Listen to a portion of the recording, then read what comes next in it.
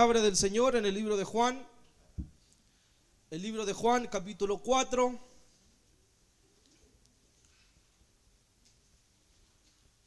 El libro de Juan, capítulo 4.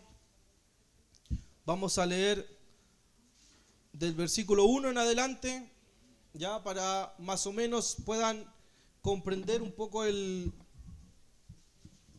contexto de lo que viene hablando Juan. Dice así, en el nombre del Señor, dice Juan capítulo 4, versículo 1, dice: Jesús sabía que los fariseos se habían enterado de que él hacía y bautizaba más discípulos que Juan, aunque no era Jesús mismo quien los bautizaba, sino sus discípulos. Así que se fue de Judea y volvió a Galilea. En el camino tenía que pasar ¿por dónde? Por Samaria, ¿cierto? En el camino dice el evangelista que tenía que pasar por Samaria. Entonces llegó a una aldea samaritana llamada Sicar, cerca del campo de Jacob. Le dio a su hijo José. Allí estaba el pozo de Jacob, y Jesús, cansado por la larga caminata, se sentó junto al pozo cerca del mediodía. Poco después llegó una mujer samaritana a sacar agua y le dijo: por favor, dame un poco de agua para beber. Él estaba solo en ese momento porque sus discípulos habían ido a la aldea a comprar algo para comer. La mujer se sorprendió, ya que los judíos rechazaban todo trato con los samaritanos. Entonces le dijo a Jesús, usted es judío y yo soy una mujer samaritana. ¿Por qué me pide agua para beber? Jesús le contestó: si tan solo supieras el regalo que Dios tiene para ti y con quién estás hablando, tú me pedirías a mí y yo te daría agua viva. Pero Señor, usted no tiene ni una soga ni un balde, le dijo ella, y este pozo es muy profundo. ¿De dónde va a sacar esa agua viva? Además, ¿se cree usted superior a nuestro antepasado Jacob, quien nos dio este pozo? ¿Cómo puede usted ofrecer mejor agua que la que disfrutaron él, sus hijos y sus animales? Jesús le contestó: cualquiera que beba de esta agua pronto volverá a tener sed, pero todos los que beban del agua que yo doy no tendrán sed jamás. Esa agua se convierte en un manantial que brota con frescura dentro de ellos y les da vida eterna. Por favor, Señor, le dijo la mujer, deme de esa agua, así nunca más volveré a tener sed y no tendré que venir aquí a sacar agua. Jesús le dijo: ve y trae a tu esposo. No tengo esposo, respondió la mujer.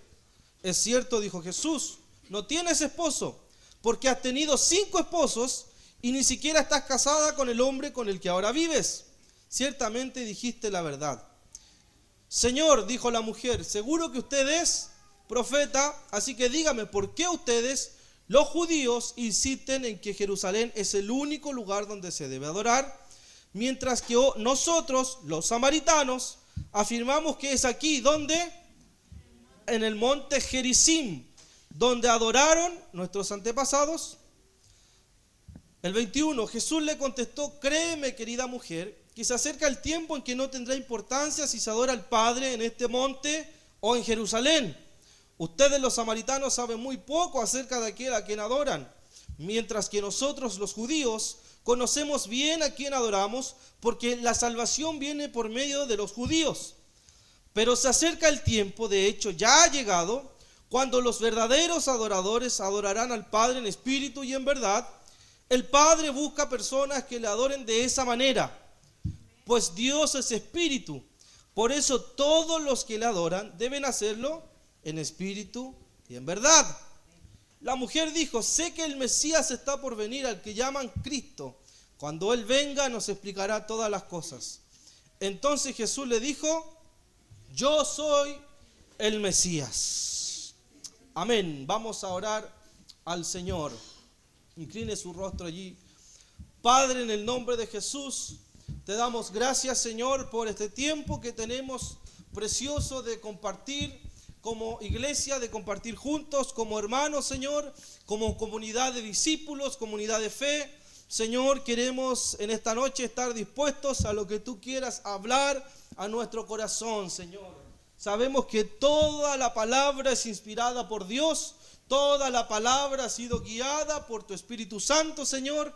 Por lo tanto, esa palabra es la que hará, Señor, sentido a nuestro corazón, Señor. Si alguien ha llegado con problemas a la iglesia, si alguien ha llegado aproblemado, con dificultades, con problemas físicos, de salud, emocionales, Señor, sea tu Espíritu Santo trayendo el descanso sobre su vida, abriendo la mente, abriendo el corazón, abriendo los oídos, para que tu palabra sea una realidad en ellos, Señor.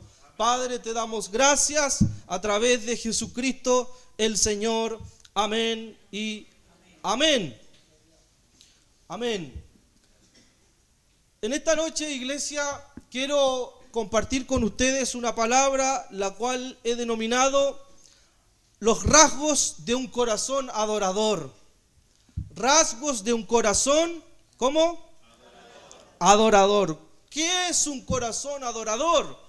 ¿Qué significa adoración? ¿Ya? Porque cuando nosotros hablamos de adoración, lo primero que nosotros pensamos que es la música, ¿cierto? Pensamos en instrumentos, pensamos en alguien que canta, pensamos en alguien que toca la guitarra, el teclado, pero cuando nosotros nos introducimos en el texto bíblico, desde el Génesis hasta el Nuevo Testamento, nos damos cuenta que la adoración no está centrada en instrumentos, sino que está centrada en la persona de Jesucristo. Amén. La adoración es un elemento central en la relación de Dios y la humanidad.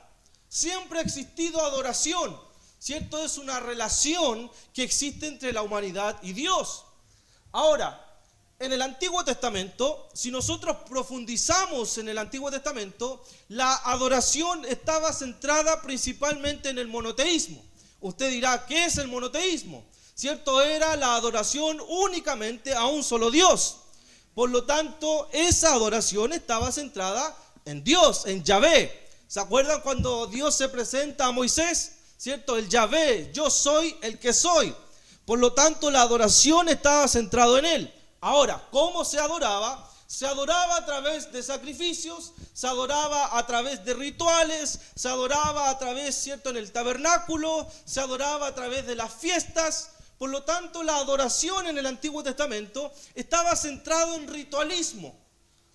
No necesariamente habían corazones adoradores, sino que habían rituales constantes de adoración.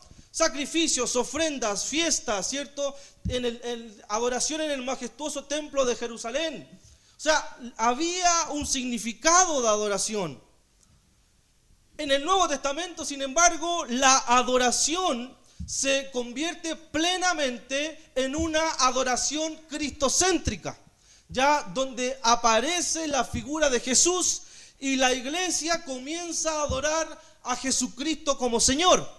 Entonces, primero, para yo tener un corazón adorador, primero debo reconocer que Jesucristo es el Señor. Amén. Si Jesucristo es el Señor de su vida, de la iglesia y de su casa, por lo tanto, usted no va a tener dificultades para tener un corazón adorador. Y también en la iglesia del primer siglo, en el libro de los Hechos principalmente, la adoración estaba también centrada, ¿cierto?, en la cena del Señor, en los bautismos, en las canciones, ¿cierto? ¿Se acuerdan del episodio también donde ellos adoraban en la cárcel, ¿cierto? Cantaban cánticos y era una adoración también comunitaria. Era una adoración comunitaria. La iglesia entendía que el principal a quien deberían adorar es a la figura de Jesucristo. Por lo tanto, todos aquellos que han nacido de nuevo, todos aquellos que han sido regenerados por el poder de la palabra, tienen hoy día la facultad y el poder de inclinarse ante Dios y darle profunda adoración. Entonces, la iglesia que entiende que Jesucristo es el Señor, es una iglesia que va a estar constantemente adorando. Amén. Adorando. Esta evolución que aparece tanto en el Antiguo Testamento como en el Nuevo Testamento, ¿cierto?, es una transición que pasa desde rituales, desde fiestas, desde sacrificios, a que la iglesia ya comience a adorar plenamente el nombre de Jesucristo. Ahora, nosotros podemos caer en que la adoración también sea ritual. Adoramos por ritualismo, adoramos, ¿cierto?, por religión, adoramos simplemente porque tenemos que adorar y no comprendemos la profundidad de lo que es la adoración. Por tanto, iglesia, necesitamos comprender que la verdadera adoración en el Nuevo Testamento, y hoy día no está centrada en un templo, no está centrada en una casona, no está centrada en un lugar. La adoración hoy día es en todo lugar donde usted puede adorar el nombre de Jesús. Amén. Debemos comprender que la adoración no está centrada en un lugar externo, sino que debe realizarse, como Jesús dice, en espíritu y en verdad, en cualquier lugar y en cualquier momento. Por lo tanto, un corazón adorador es un corazón que reconoce que donde usted va puede rendirle honores a nuestro Señor. Amén. Ahora, ¿cómo podemos adorar en espíritu y en verdad? Es la pregunta, ¿cierto? ¿Cómo lo podemos hacer? ¿Cómo adoramos en espíritu y en verdad? Porque hasta canciones muchas veces cantamos en eso, ¿cierto? Y cantamos eso, pero no comprendemos qué es adorar en espíritu y en verdad. ¿Hay una forma de adorar? ¿Hay que estar de rodillas, hay que estar parado, hay que levantar la mano abajo? ¿Hay forma de adorar? No. Ahora vamos a ver 3 aspectos fundamentales de un corazón adorador. Bendito sea el Señor. En primer lugar, un corazón adorador adora en todo lugar. En todo lugar. Un corazón adorador, ¿dónde adora? En todo lugar. Es interesante el diálogo de Jesús con la mujer samaritana. Allí lo vamos a ir explicando. Ahora, la pregunta es, ¿qué es adoración? ¿Cierto? ¿Qué es adoración? Miren, la raíz de la palabra adoración es interesante, porque significa en su etimología proskuneo. Ya, usted dirá que está hablando en lengua el pastor, ¿cierto? Proskuneo. Eso es adoración. Si usted busca la palabra, le va a salir proskuneo. ¿Qué significa proskuneo? Está dividido en 2 partes. Pros es hacia, en dirección hacia un lado, pros para allá, ¿cierto? Y cuneo tiene que ver con el significado de beso. Esa es la raíz. Hacia, inclinado a besar a alguien. Era un simbolismo que se usaba en el Antiguo y Nuevo Testamento, donde era la imagen prácticamente donde la gente se inclinaba a besar la mano del rey. Eso significa adoración. La adoración es inclinación a besar la mano de un rey. Por lo tanto, significaba que la adoración no era solamente ciertos cánticos, tenía que ver con la postura física. Aquellos que besaban al rey debían inclinarse ante la majestuosidad de él. ¿Se entiende? Proskuneo, besar a alguien. O sea, prácticamente lo que está diciendo el autor bíblico es que adorar es prácticamente besar la mano del Señor. Es una disposición de completa rendición ante el Rey del universo. Adoración es besar hacia, inclinarse. Por lo tanto, adoración es reverencia al Señor. Nosotros podemos, sin embargo, tener una actitud de reverencia, pero no adorar a Dios como Rey, porque nos podemos adorar a nosotros mismos. Sin embargo, adoración es reverencia ante el Señor. Es un simbolismo de completa rendición, reconociendo que Dios es Rey, que Jesús es el Señor. Cuando la iglesia reconoce que Jesús es el Señor, va a tener un corazón completamente rendido. Pero podemos estar hoy día acá, cantar, ¿cierto?, como un simbolismo de adoración, pero no tener nuestro corazón rendido delante del Señor. ¿A cuántos le ha pasado? A mí. Entonces, adoración es reverencia, es rendición.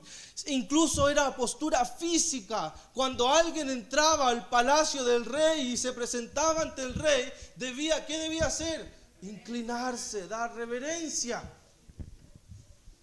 ¿Se entiende? Eso es adoración. En la antigüedad se usaba también la acción para besar la mano del rey o de algún superior. Por lo tanto, la adoración es un corazón postrado y rendido. Es la figura de completa humillación frente a la figura del rey. Entonces, cuando nosotros adoramos, cuando nosotros cantamos, cuando nosotros, ¿cierto?, cantamos al Señor, puede haber músico o no haber músico, ¿cierto? Lo importante es que nuestro corazón esté completamente rendido. Nuestra vida, completa rendición. Por eso que la adoración no se centra solamente en el templo, porque nuestra vida todos los días, 24/7, debe ser una vida completamente en adoración. Yo me levanto y me inclino ante el rey y le digo: Señor, este día te lo entrego a ti. En la noche me inclino ante el rey y le digo: Señor, este día te lo entrego a ti también esta noche. Pero si no tenemos un corazón humillado durante la semana, las canciones no nos van a hacer sentido, hermanos. Vamos a cantar por cantar, porque venimos, ¿cierto?, solamente a adorar en el templo. Pero si nuestra semana no es constante adoración, vamos a venir acá y encontramos todo malo. Dios no busca que le den adoración, dice Jesús. ¿Qué busca Jesús? Adoradores. Adoradores busca. Él busca adoradores. Busca el corazones que le adoren. Busca corazones rendidos. No busca templos, no busca, ¿cierto?, todo lo que tiene que ver con el ritualismo. Busca adoradores que le adoren en espíritu y en verdad. Ahora, ¿cuántos queremos ser adoradores en espíritu y en verdad? ¿Quiere usted ser o no? Amén. Parta adorando lunes entonces. O mañana, ¿verdad que mañana es domingo? Adorando, cada día, cada noche, adorando al Señor. Y tengo que poner música todo el día. No seas consumidor de adoración, sino sé un adorador. Podemos tener la iglesia llenos de consumistas de adoración, ¿cierto? Que escuchamos música todo el día. No digo que está mal, pero escuchamos y nos llenamos de música, pero no tenemos un corazón adorador. Por eso que es importante, iglesia, que nosotros debemos tener un corazón humillado frente al Rey. Miren, vamos a Juan 4:20. Dice: así que díganme, ¿por qué ustedes los judíos insisten en que Jerusalén es el único lugar donde se debe adorar? Mientras que nosotros, los samaritanos, afirmamos que es aquí en el monte Gerizim donde adoraron nuestros antepasados. Miren el diálogo interesante de la mujer con Jesús, ¿cierto? Ahí hay varios elementos que nosotros podemos rescatar de los versículos anteriores, pero quiero centrarme en este diálogo que tiene la mujer con Jesús. Ella dice algo bien cierto en el diálogo que tiene con nuestro Señor, ¿cierto? ¿Por qué ustedes insisten que Jerusalén es el único lugar donde se debe adorar? O sea, ahí debemos comprender que la adoración también tiene un contexto histórico.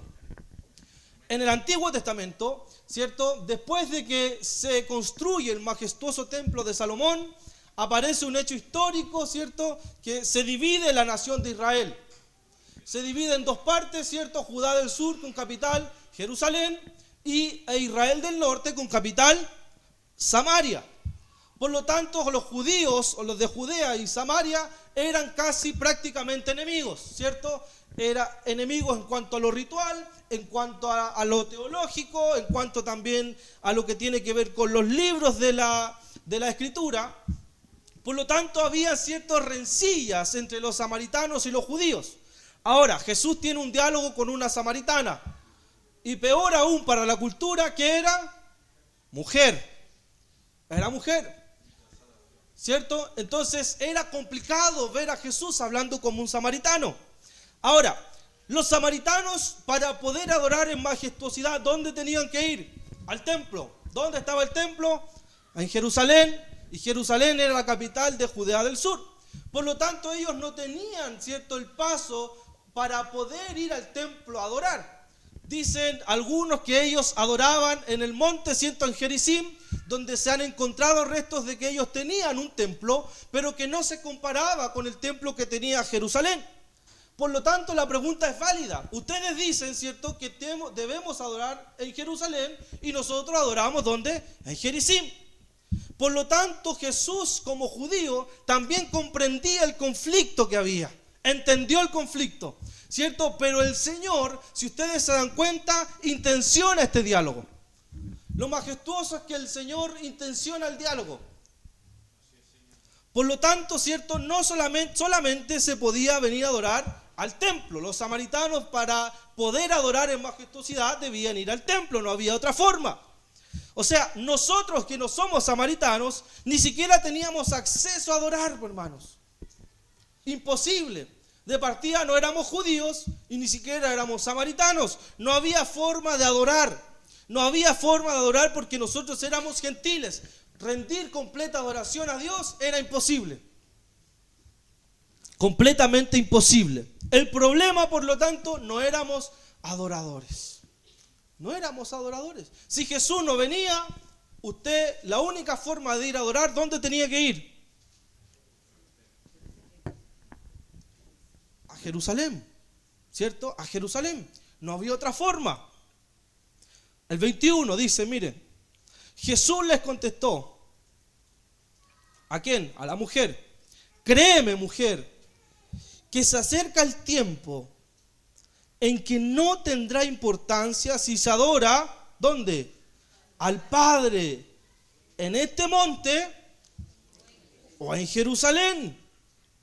O sea, Jesús le dice a la mujer, ¿cierto? Ustedes dicen que se debe adorar en Jerusalén y ustedes adoran en Gerizim, está bien. Pero Jesús le dice algo extraordinario.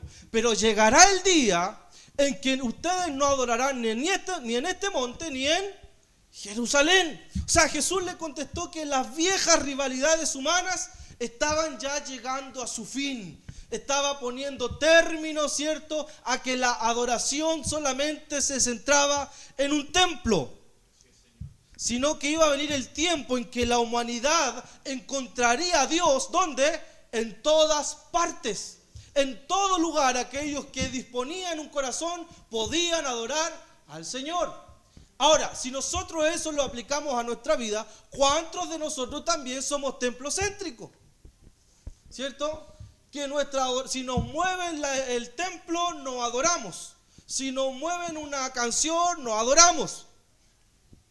Si nos mueven algo del ritual religioso, ¿cierto?, nos adoramos. Porque también nos acostumbramos a rituales religiosos. Cuando el verdadero adorador entiende que para adorar a Dios se puede hacer aquí o en todo lugar.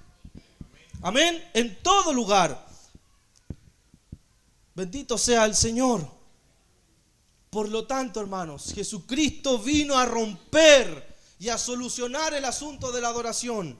Vino a solucionar el problema que había en la adoración. Jesucristo vino a romper toda barrera cultural, toda barrera del lenguaje, toda barrera social, para decir que llegará el tiempo a través de Él, ¿cierto?, donde la iglesia, donde se encuentre, podrá adorar al Señor. La verdadera adoración, iglesia, comienza en tu intimidad.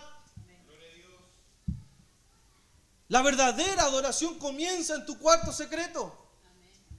Allí comienza la adoración. Nosotros no venimos a adorar a la iglesia. Nosotros venimos a estar como cuerpo de Cristo. Nosotros venimos para que los dones del Espíritu se manifiesten como iglesia y juntos a una voz adoramos al Señor. Amén. Pero yo no voy a la iglesia solamente a adorar. Yo voy a la iglesia, ¿cierto?, para estar con mi hermano, con mi hermana. Entonces, a veces culturalmente se ha malentendido que la iglesia solamente se va a cantar y a escuchar una palabra. No, en el Nuevo Testamento la iglesia del primer siglo adoraban en catacumbas, adoraban, ¿cierto?, en las cuevas, adoraban cualquier lugar, no le importaba, porque ellos entendían que también la adoración debía ser comunitaria. No venimos a adorar, sino, ¿cierto?, a ser parte como cuerpo de Cristo, en unidad, como un solo hombre, y entregar completa adoración al Señor. La adoración no se limita solamente a canciones, sino que nuestra vida debe estar rendida en completa adoración al Señor. ¿Se entiende? Verdadera adoración. Entonces, el primer rasgo del corazón adorador es que adora en todo lugar. En todo lugar. Hace un tiempo atrás escuchaba a un pastor que precisamente compartía esto de que una hermana se acercó a él y dijo: pastor, es mexicano, por eso hablo así yo, que era mexicano. Pues pastor, dice, pastor, cierto, la adoración estuvo ahí nomás, le dijo. Estuvo mal hoy día la adoración. ¿Por qué? Algo falló, el sonido, no sé. Y el pastor le dice: qué bueno, dice, porque la adoración no era para usted, es para el Señor. Podemos cantar, hermanos, con pistas, podemos no tener nada, y podemos tener a lo mejor una iglesia, un coro extraordinario, pero no tener un corazón adorador. No tener un corazón adorador. Por eso que la verdadera adoración parte con la rendición personal tuya frente a nuestro Señor Jesucristo. Jesucristo, ven un aplauso al Señor.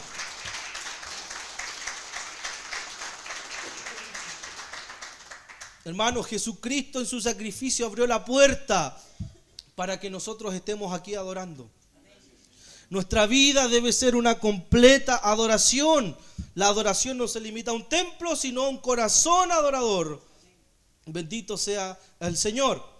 Segundo rasgo, miren qué interesante. El segundo rasgo de un corazón adorador es que conoce a su Señor. Conoce a su Señor. Miren, el 22, Juan 4, 22. Ustedes, los samaritanos, ¿qué saben? Muy poco acerca de aquel a quien adoran. Mientras que nosotros, los judíos, sabemos o conocemos, bien a quien adoramos, porque la salvación viene por medio de los judíos. Entonces, hay algo elemental que tiene que ver con este pasaje. Que Jesús no estaba siendo despectivo con la mujer.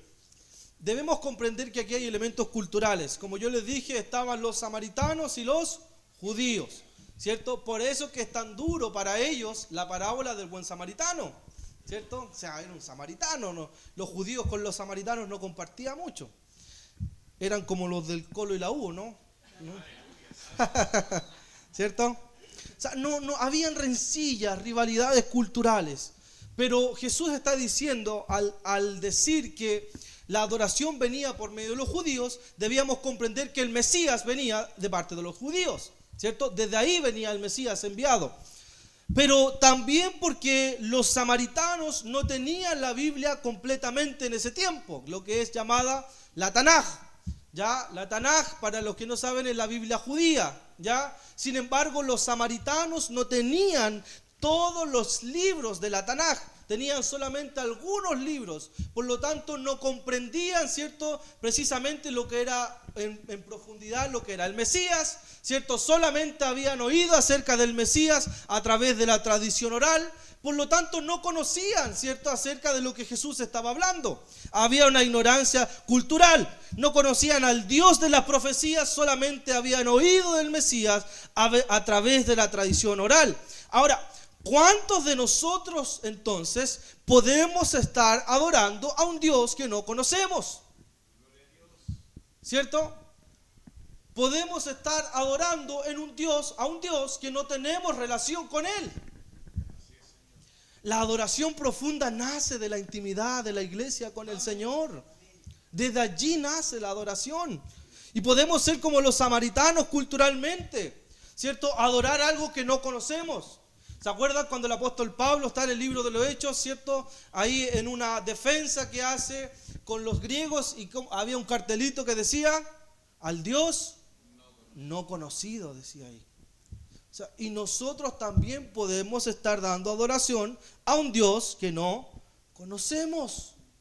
Por eso yo les digo, hermanos, que a veces somos consumidores de adoración, pero no somos adoradores. No rendimos, no tienen sentido las palabras que pronunciamos en la adoración. Y no hablo de rituales, de coros, de sacramentos, hablo de un corazón completamente rendido al Señor, a un Dios no conocido. ¿Cuántos de nosotros conocemos al Señor? David conocía a su Señor. David sabía que a pesar de los problemas y las dificultades que él tenía, sabía que cada vez que le iba a pedir perdón al Señor, el Señor le iba a perdonar. ¿Por qué? Porque conoce a su Señor. Un cristiano sabe que en medio de la prueba, en medio de la dificultad, en medio de la tribulación o del problema, sabe que el Señor estará con él porque conoce a su Señor. Amén. Si usted conoce a su Señor y está en el centro de la voluntad de Dios, aunque vengan ráfagas, aunque vengan tormentas sobre su casa, aunque venga lo que venga, enfermedad, problemas emocionales, problemas económicos, duelos, tantas situaciones, usted sabe que de todas las aflicciones Dios le va a liberar porque conoce al Señor. Amén, de un aplauso. Conoce al Señor. Por lo tanto, una iglesia que no conoce a su Señor, entonces ¿para qué le voy a rendir adoración? Jeremías 9, 23, 24, yo se los leo.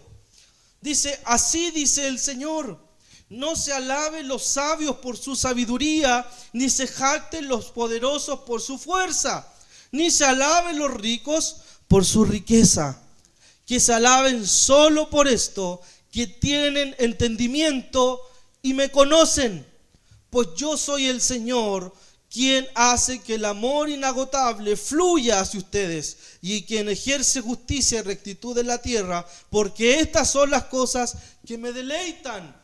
No se alabe el sabio en su sabiduría, ni el rico en su riqueza. ¿En qué se gloría? En que me conoce, dice el Señor, en que me conoce, en eso gloríese. Si usted conoce a su Señor, usted sabe que debe traer un corazón rendido ante la majestuosidad del Rey de Reyes y Señor de Señores. Porque entendemos que la adoración no tiene que ver con la postura, sino con un corazón completamente rendido. Vuelvo a repetir, si no tuvimos un corazón rendido toda la semana, no va a tener sentido para nosotros cantar a Dios. No tiene sentido. Un corazón que conoce a Dios le adora y sabe adorar. Sabe adorar. Un corazón adorador se esfuerza por conocer a su Rey. ¿Cuántos quieren tener un corazón adorador? ¿Qué significa eso? Una rendición toda la semana. Completa rendición. Un corazón adorador se rinde completamente ante Dios, reconociendo que Él es soberano. ¿Cuántos creen que Dios es soberano? Déjale. ¿Y cuánto está dispuesto a que la soberanía del Señor actúe en su vida? ¿Están seguros? ¿Cierto? Porque cuando entendemos que Dios es soberano y queremos que su voluntad se haga, es difícil, hermanos. Pero cuando le reconocemos que Él es el Rey, le adoramos en el problema, le adoramos en la dificultad, le adoramos en donde usted esté, usted la adora.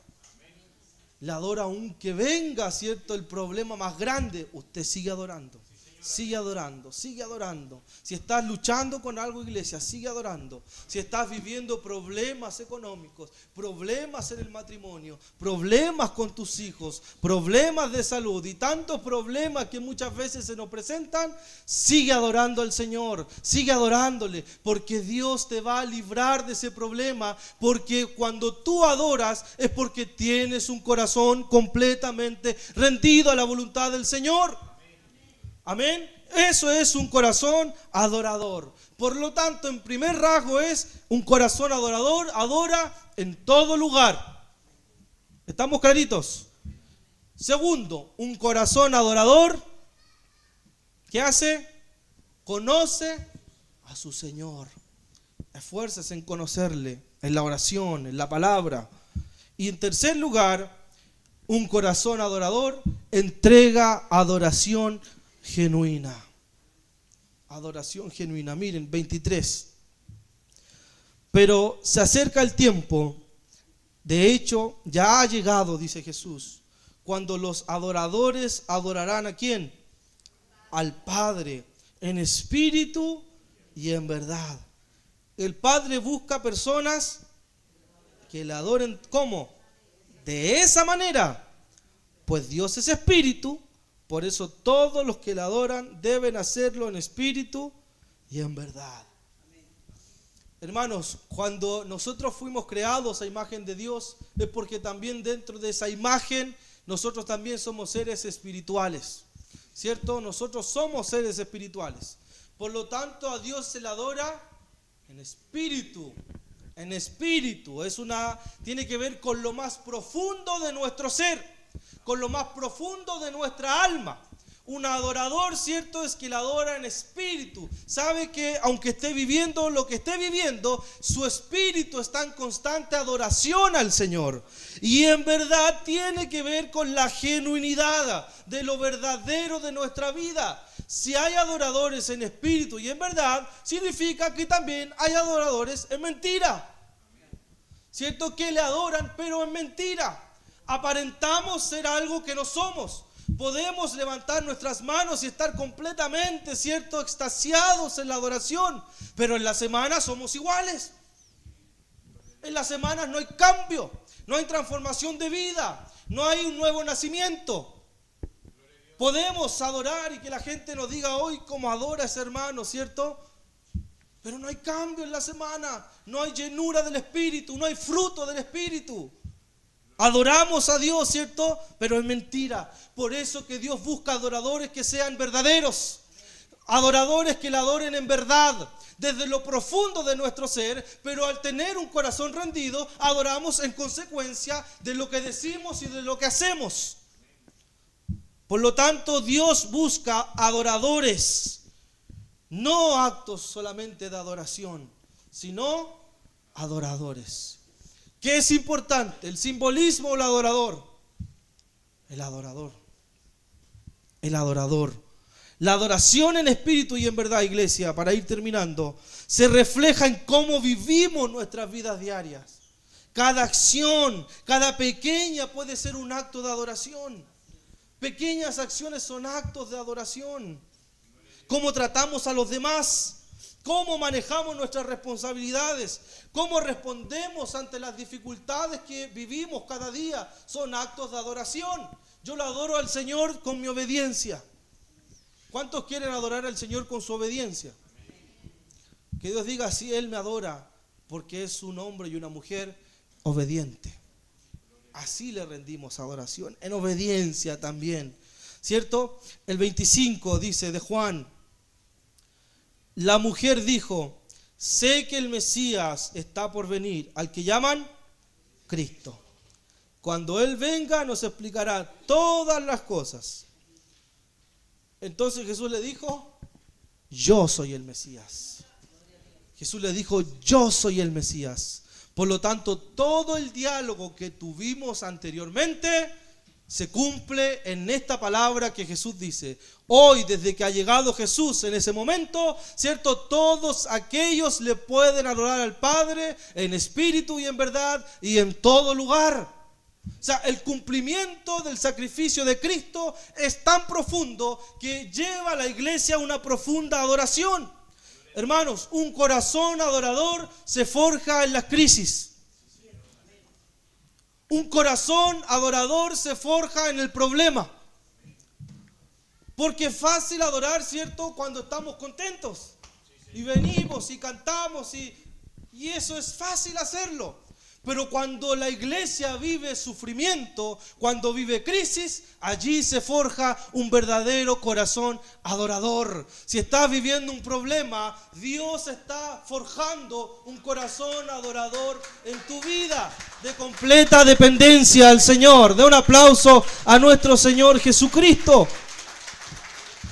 Allí se forjan los corazones adoradores, en el problema, en la dificultad, en la prueba, en la tribulación. Se forja un corazón adorador. ¿Y saben qué? Eso es escritural. David forjó su corazón adorador viviendo ciertas situaciones difíciles. Job tuvo un corazón adorador en las pruebas más grandes que vivió. Daniel forjó su corazón adorador en la prueba con los leones, en el horno de fuego. Moisés forjó un corazón adorador en el desierto. Muchas veces los corazones adoradores también se forjan en el desierto. Cuando uno mira al lado, mira atrás, adelante y no hay absolutamente nadie al lado suyo más que Dios. Por eso que los corazones adoradores también se forjan en el desierto, en la prueba. Hermanos, los mayores actos de adoración que tuvo Pablo fue precisamente en la cárcel. Pedro adoraba en la cárcel, en el problema. Ellos forjaron su corazón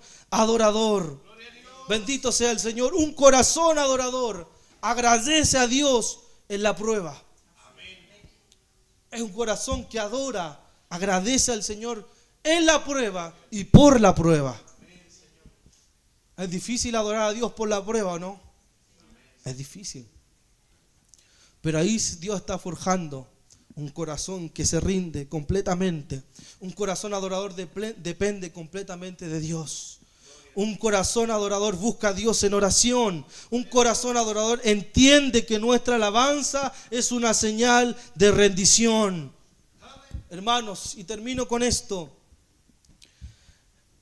La verdadera adoración no se trata solamente de lo que hacemos en un lugar físico o en momentos específicos, sino de una vida rendida a Dios en espíritu y en verdad. Al adorar a Dios en todo lugar, conocerlo profundamente y entregar una adoración genuina, nos convertimos en verdaderos adoradores, transformando cada aspecto de nuestra vida diaria, y podemos adorar al Señor con gozo, con plenitud, diciendo: Señor, yo adoro no para satisfacer mis propias necesidades, sino que te adoro porque es mi obligación rendirme y darle pleitesía al Rey del universo. Eso es una señal de adoración. Amén. Cuando usted levanta sus manos en la adoración, está dando señal de rendición. Porque cuando en el Antiguo Testamento habían guerras de naciones contra naciones, la forma en que ellos se rendían en la guerra era levantando las manos. Estoy rendido. Por lo tanto, la iglesia entrega adoración levantando sus manos, reconociendo: Señor, me rindo ante ti. Tú eres el Rey, tú eres el Señor. No me canto a mí mismo, porque podemos adorarnos a nosotros mismos y no adorar a Dios. Por lo tanto, las alabanzas que cantamos deben estar en completa adoración y reconocimiento que Jesucristo es el Señor. Nuestras alabanzas tienen que ser cristocéntricas, centradas en la persona de Cristo. Si nos adoramos a nosotros mismos, el Espíritu no fluye. Pero cuando la alabanza y nuestro corazón está rendido y es cristocéntrico, el Espíritu Santo comienza a fluir a través de la iglesia, porque Él así lo prometió. Bendito sea el Señor. ¿Qué tal si adoramos al Señor? ¿Qué tal si se pone de pie un segundo?